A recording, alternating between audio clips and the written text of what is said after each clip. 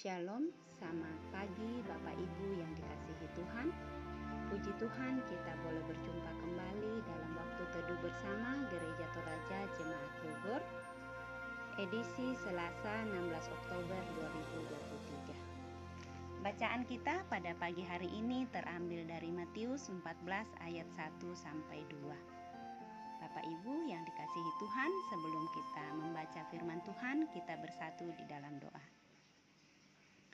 Selamat pagi Tuhan, terima kasih Bapa atas hari baru yang Engkau anugerahkan di dalam kehidupan kami. Terima kasih atas kesehatan yang boleh kami rasakan di dalam kehidupan kami pribadi lepas pribadi. Pada saat ini kami akan membaca dan mendengarkan sebagian daripada firman-Mu. Biarlah firman-Mu ini kami boleh mengerti dan kami boleh pahami. Biarlah Roh Kudus-Mu ya Tuhan yang akan hadir di tengah-tengah kami. Berfirmanlah kepada kami ya Tuhan, karena kami siap mendengarkan firman-Mu. Di dalam nama Yesus Kristus kami berdoa dan mengucap syukur. Amin. Pembacaan firman Tuhan pada pagi hari ini terambil dari Matius 14 ayat 1 sampai 12. Matius 14 ayat 1 sampai 12. Pada masa itu sampailah berita-berita tentang Yesus kepada Herodes, raja wilayah. Lalu ia berkata kepada pegawai-pegawainya, "Inilah Yohanes Pembaptis. Ia sudah bangkit dari antara orang mati, dan itulah sebabnya kuasa-kuasa itu bekerja di dalamnya.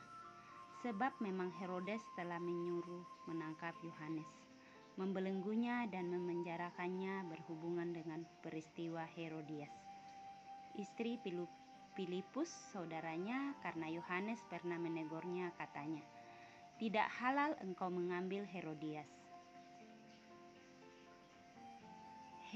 Herodes ingin membunuhnya, tetapi ia takut akan orang banyak yang memandang Yohanes sebagai nabi.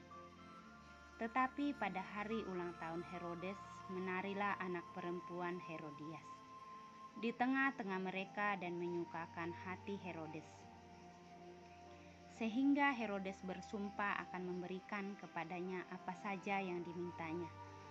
Maka setelah dihasut oleh ibunya, anak perempuan itu berkata, 'Berikanlah aku di sini kepala Yohanes Pembaptis di sebuah talam.' Lalu sedihlah hati raja, tetapi karena sumpahnya dan karena tamu-tamunya, diperintahkannya juga untuk memberikannya. Disuruhnyalah memenggal kepala Yohanes di penjara, dan kepala Yohanes itu pun dibawa orang di sebuah talam. Lalu diberikan kepada gadis itu, dan ia membawa kepada ibunya.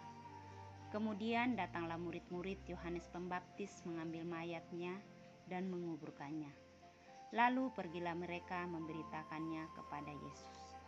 Demikian pembacaan firman Tuhan. Amin. Tema kita hari ini adalah daya kejut. Apa mepati kakakan. Kita mendapati dalam bacaan ini tindakan jahat Raja Herodes yang memberi perintah untuk menghabisi nyawa Yohanes Pembaptis. Tentu ide pembunuhan itu bukanlah idenya. Namun karena telah bersumpah, ia tetap memberi perintah pembunuhan, meskipun ada rasa bersalah dalam hati Herodes. Rasa bersalah ini bukan karena ia takut kepada Tuhan, namun lebih kepada ketakutan politis serta sumpah yang telah ia ucapkan. Garis besar kisah kematian Yohanes Pembaptis ini memperlihatkan bahwa betapa mudahnya seorang Herodes melakukan dosa. Memang dalam hati Herodes sudah ada niat, tetapi karena ucapan dan hasutan orang lain, ia pun mewujudkan niat tersebut. Sekalipun bacaan kita lebih menggambarkan tindakan Herodes, namun sesungguhnya pesan utamanya adalah pada ayat 1 dan 2, yaitu tentang berita mengenai Yesus, kedatangan, dan berita-berita tentang Yesus Kristus.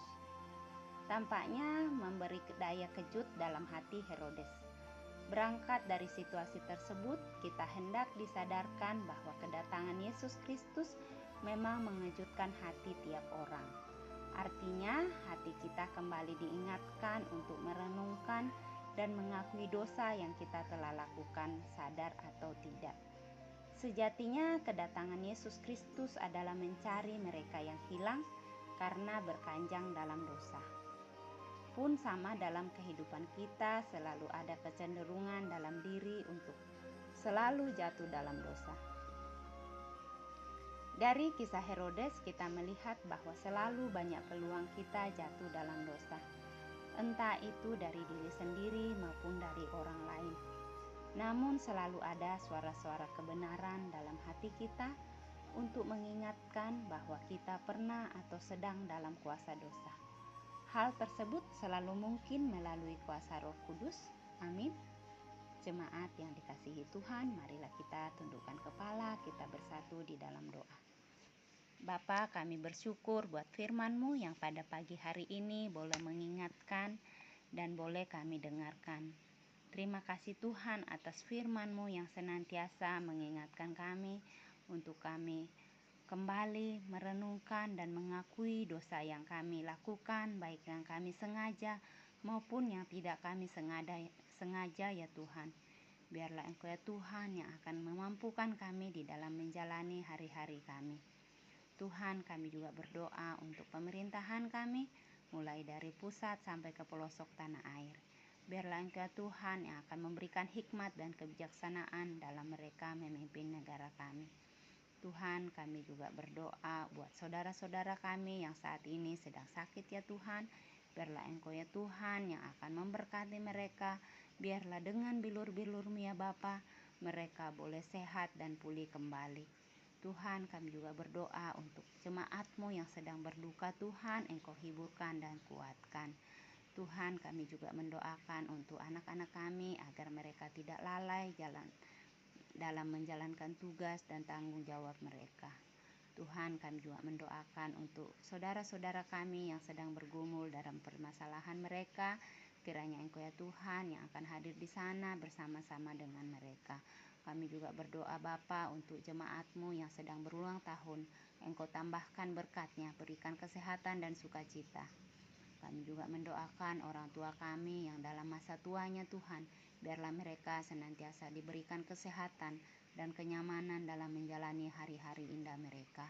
Jikalau ada orang tua kami yang sakit Tuhan, Engkau sembuhkan dan pulihkan. Tuhan, inilah doa dan ungkapan syukur kami. Ampunilah segala dosa yang sering kami perbuat melawan kehendak-Mu. Dalam nama Yesus Kristus kami berdoa dan mengucap syukur. Amin.